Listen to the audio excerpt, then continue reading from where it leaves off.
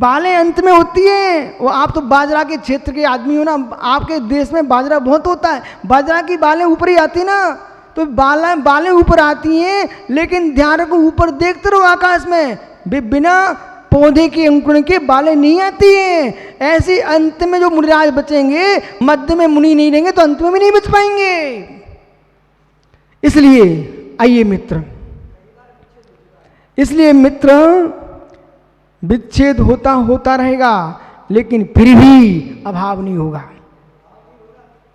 इसलिए जिनकी अवधारणा ऐसी है वे अपनी गलती को सुधारें, और मित्र जो पूर्ण निर्दोष देखने की बात करते हैं वे कहीं ना कहीं एक दिन बनने का कोशिश तो करें।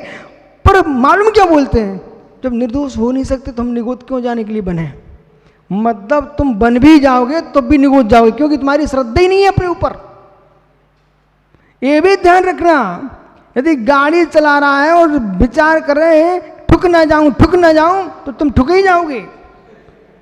और एकदम चला रहा है ना व्यवस्थित, कोई सोचे नहीं ना कि ठुकूंगा, जरा आराम से पहुंच जाता है।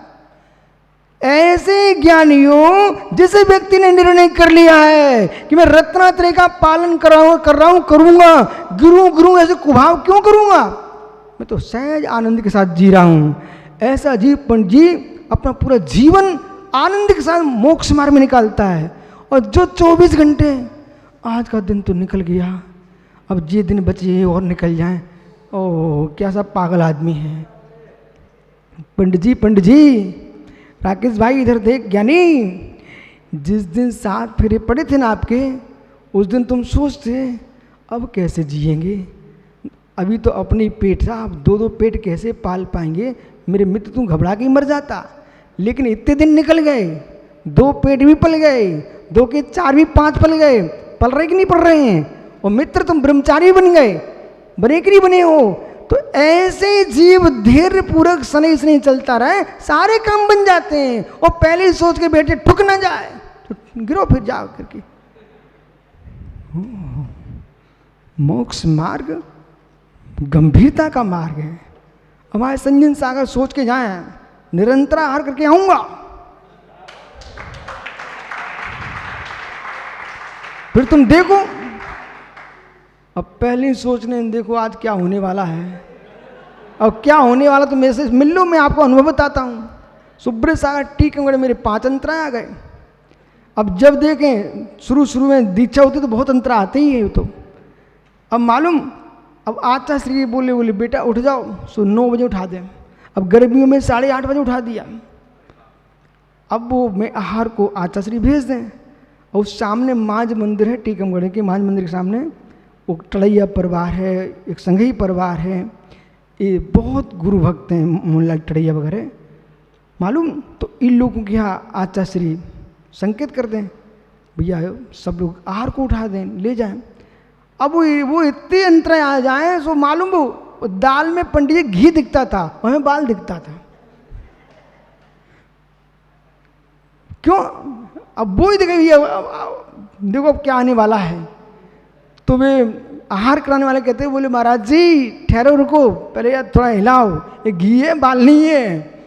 सो हिलाए, सो वास्तव में घी था, बाल नहीं था। तो मतलब उसको थोड़ा हिलाओ, देखो। आइए तो देव पर्याय में सुनो भाई, पर धन्य भी मुनिराज, क्या ईमानदारी का जीवन है पंडित जी।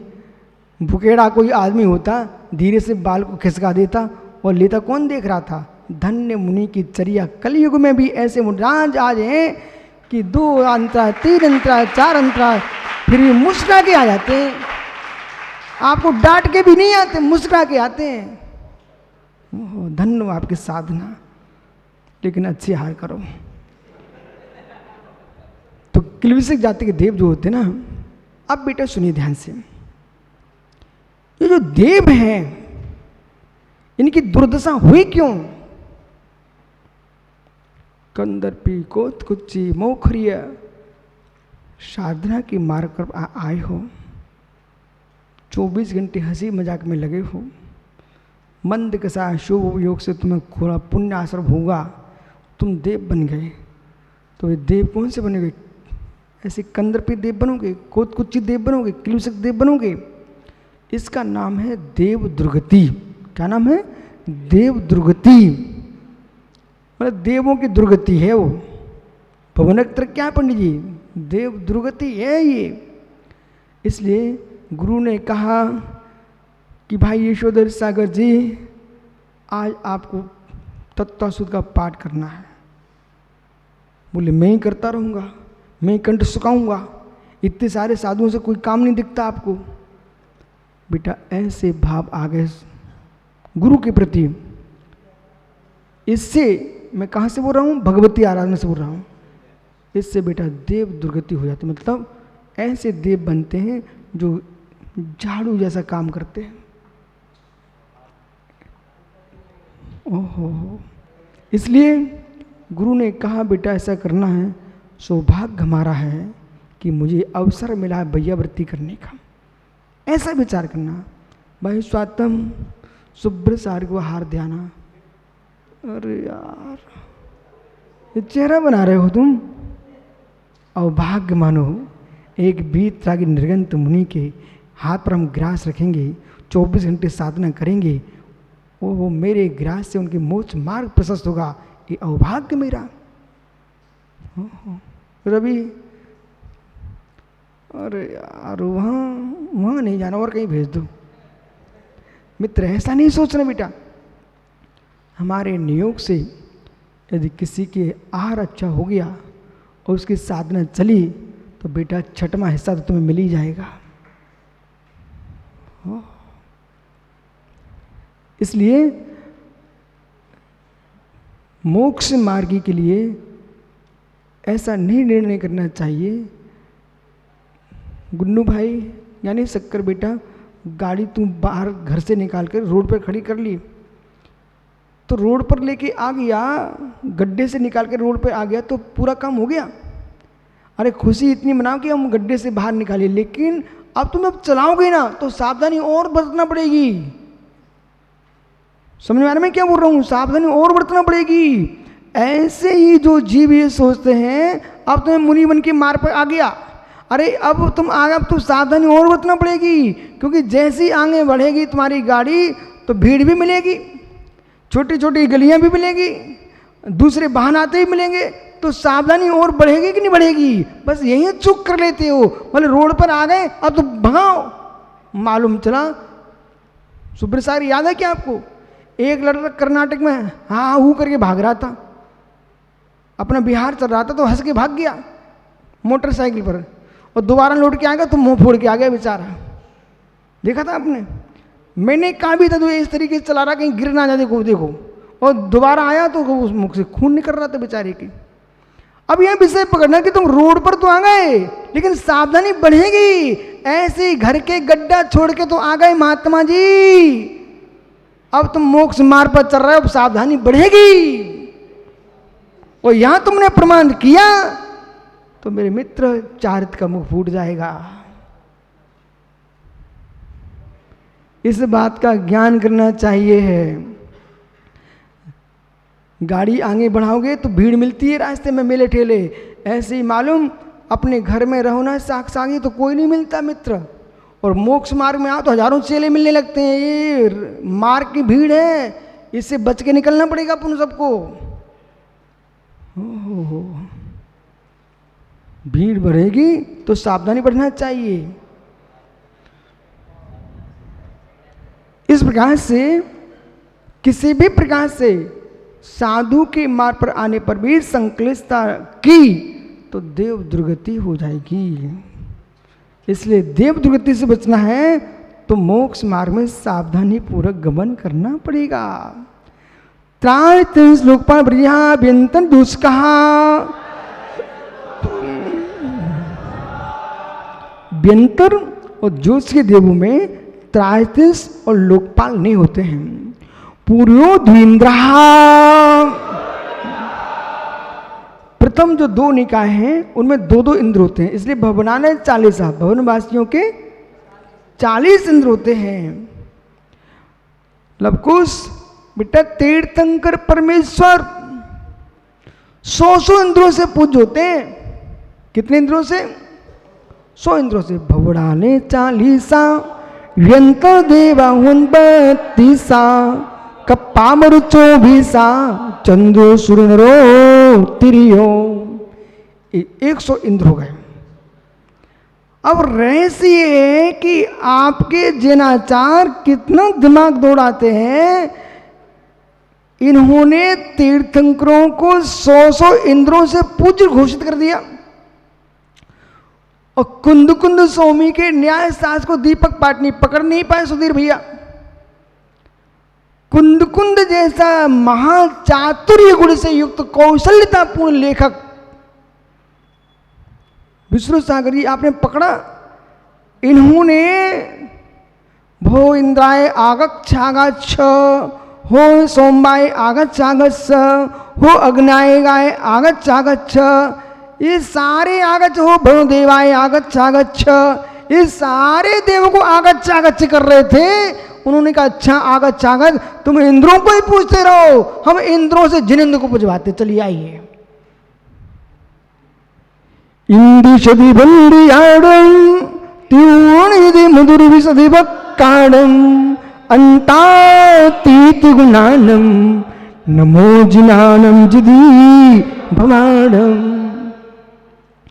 इस मंगल गाथा सूत्र में कुंद कुंद स्वामी ने वो दृष्टि ऊपर फेंकी कि लोग समझ नहीं पाए कि जहां आपके ग्रंथों में मात्र इंद्र आगच्छागच्छ चल रहा था, कुंद कुंद ने कहा सदिंदी बंदियाणम, जो 100 इंद्रों से बंदनी है उनका नाम जिनेंद्र है।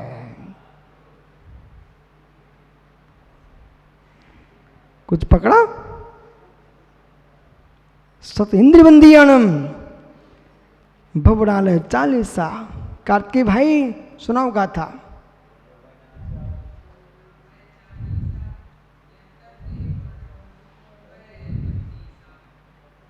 कप्पामरु 24 चंदो सुनरो त्रियो।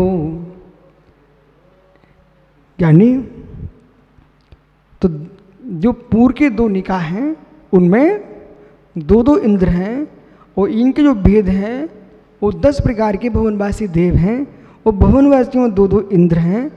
इसलिए इन सब के जो प्रत्येक के भेद जब चलेंगे तो वो 40 इंद्र हो जाते हैं। कहा है प्रविचारा ईशानाथ, ईशानाथ ईशान स्वर्ग पर्यंत भवनवासी व्यंत जोशी, इनके साथ सौधर्म ईशान स्वर्ग तक के देव मित्र जो है काम सुख का भेदन जैसे स्त्री पुरुष करते हैं शरीर से, ऐसे यहाँ के देव काय से प्रविचार करते हैं। पर ये विशेष बात को समझना, सुख जो है अब्रह्म का भाव है, ये दुख है। आगे बात करते हैं आपसे, दुख है। और ये देव जो है ना काय से प्रविचार कर रहे हैं, ये उत्कृष्टता को प्राप्त नहीं है, हीन है। और जैसे जैसे उपरम उपरम जाति के देव हैं, इनकी काम वृत्ति हीन हीन होती चली जाती है। अब इस सूत्र में आगे जो सूत्र आ रहा है, भास्कर नंदी ने तत्वासूत्र पर अपनी वृत्ति टीका लिखी है। तुम त्यागी वृंद हो, धर्मात्मा हो, बेटा किसी का स्पर्श करके भी राग दृष्टि से छू रहे हो, वो तुम्हारा अब्रह्म है। रूप अवलोकन तो ब्रह्म ब्रह्मोत्तर लांतव कापिष्ट, ये जो देव हैं ये अपनी देवांगनाओं का मात्र रूप अवलोकन करते हैं। तो जैसे देव करते ना, ऐसे देवियों को भी ग्रहण भी अपने देवों का रूप अवलोकन करते हैं। तो मित्र, अब तुम मोबाइल पर घंटों घंटों बैठे हो और चित्र देख रहे हो, नारी नर का देखे, नर नारी का देखे, बेटा उसमें तुम खुश हो रहे हो, ये अब्रह्म सेवन चल रहा है। जितनी गहराई से देखते हो उतना गहरा तुम्हारी इच्छा की पूर्ति हो रही है। ये अब्रह्म है। जैसे देवों की अब्रह्म होता है, ऐसे मनुष्य भी इस प्रकार से रूप अवलोकन कर रहे हैं। आपको 7वें अध्याय में मिलेंगे आप। तो ये रूप अवलोकन है, रूप शब्द। आहा, तो लांत का मित्र आगे के जो देव है, शुक्र, महाशुक्र, सतार, सहस्रार, शुक्र जो देव हैं, ये अपनी देवांगनाओं के शब्द को सुन करके, उनके नूपुरों की आवाज़, उनके घुंघरू की आवाज़, उनके पैजनियों की आवाज़, उनके करदनों की आवाज़ और उनके मुख की आवाज़ को सुन करके उनकी इच्छाओं की पूर्ति होती है। आप देखो ना, घंटों घंटों मोबाइल पर बात चल रही है, ये इच्छा की पूर्ति तो हो रही है। बात करने से भी इच्छा की पूर्ति होती है। ये शब्द पर विचार है, शब्द पर विचार। और मित्र इसके आगे मना प्रविचारा, आनंद प्राण आनचित स्वर के जो देव और देवियां हैं, वे मात्र देव अपने देवी का चिंतन कर लेते हैं, उससे उनकी काम वासना पूरी हो जाती है। देवियां में देवों का चिंतन करती हैं, काम वासना पूरी हो जाती है। इसको अगली भाषा में बोलूं तो मानसिक मिथुन। क्या नाम इसका? मानसिक मिथुन। मतलब कोई पुरुष है, कोई युवा है, युवती के बारे में सोच रहा है, गहरे में सोच रहा है मित्र, उसी में उसके शरीर की शक्ति छीन हो रही है, वो मानसिक मिथुन है। क्या क्या